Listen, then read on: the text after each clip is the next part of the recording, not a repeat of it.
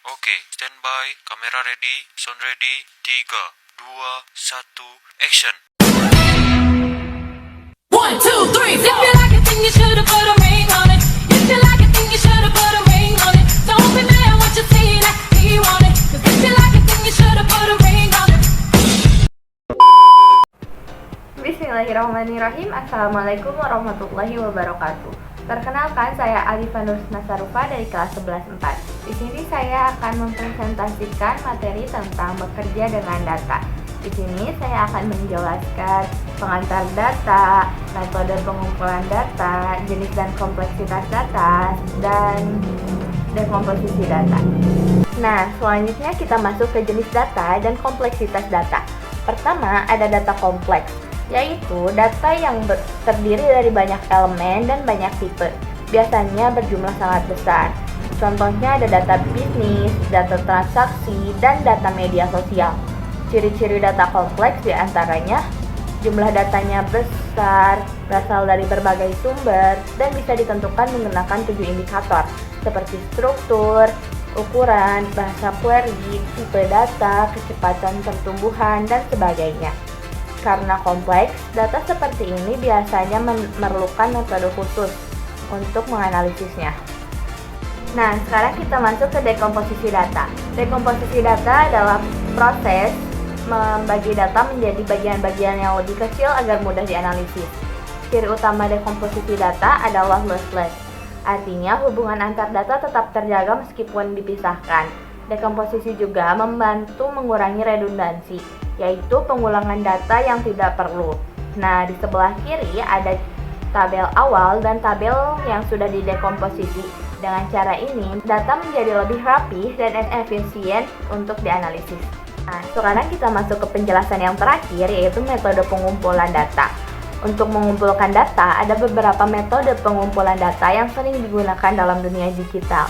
Di sini saya mengambil 3, yaitu yang pertama ada monitoring media sosial, yaitu kita mengamati aktivitas atau percakapan di media sosial. Yang kedua, penelusuran data transaksi, misalnya data pembayaran, data pembelian, atau aktivitas pengguna dalam aplikasi. Dan yang terakhir ada online tracking. Contohnya, pelacakan lokasi melalui peta atau pelacakan aktivitas pengguna di website. Metode-metode ini dapat membantu kita mendapatkan data yang akurat untuk dianalisis.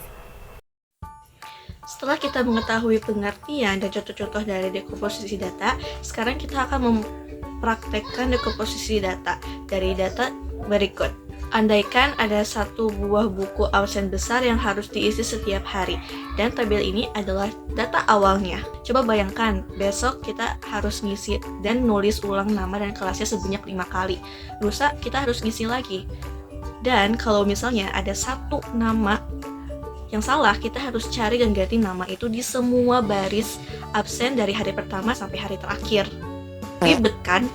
Ini namanya redundansi atau pengulangan data dan anomali update, atau kesulitan saat mengubah data. Solusinya yaitu menggunakan dekomposisi data atau memecah menjadi 2 data. Pada tabel pertama atau di langkah pertama, kita ubah menjadi data pokok siswa, atau buku ini hanya berisi identitas unik siswa, dan data ini tidak akan berubah setiap hari. Di sini, nomor di sebelah nama itu menjadi kunci utama atau PK, yaitu kolom nomor menjadi penanda unik untuk setiap siswa. Sudah paham? Lanjut. Untuk tabel kedua atau di langkah kedua ini, yaitu menjadi data kehadiran harian. Buku ini hanya berisi catatan harian dan hanya mencatat nomor siswa, jadi bukan nama lengkapnya lagi, jadi udah diganti. Dan contoh datanya seperti ini. Jadi kalau misalnya ada absen besok atau hari kedua, kita hanya perlu tambah baris di tabel kedua dan nggak perlu menulis ulang nama dan juga kelasnya lagi. Dan jika ada nama siswa, misalnya nomor 1 itu ada yang salah, kita hanya perlu mengubah 1 baris di tabel pertama. Semua catatan absen siswa tersebut di tabel kedua akan otomatis benar karena mereka terhubung oleh nomor 1. Jadi kesimpulannya, dekomposisi data memecah data besar menjadi tabel-tabel kecil yang fokus pada satu topik. Tujuannya adalah agar data tidak ada yang berulang, sehingga proses memasukkan dan mengubah data menjadi mudah dan akurat. Nah, dari sekiannya sistem data, kita dapat memilih basis data hierarki. Adalah basis data yang membuat model data dalam bentuk tingkatan data yang mengikuti pola menyerupai hierarki. Kenapa? Karena sangat efisien dalam mengelola data yang secara inheren memiliki struktur hubungan induk dan anak yang jelas atau struktur seperti pohon, dan sangat berguna untuk menggambarkan hubungan antara tabel induk dan anak atau bisa disebut parent dan child. Dan contohnya seperti berikut. Jadi kesimpulannya, metode dekomposisi data ini dapat membantu analisis mendapatkan wawasan berharga dengan mengisolasi dan menganalisis setiap komponen secara terpisah, sehingga memudahkan penyelesaian masalah yang kompleks di dalam data. Dengan cara memecah data menjadi dua atau beberapa data, sehingga tidak perlu mengulang data. Yang tujuannya adalah agar data tidak ada yang berulang, sehingga proses memasukkan dan mengubah data menjadi mudah dan akurat.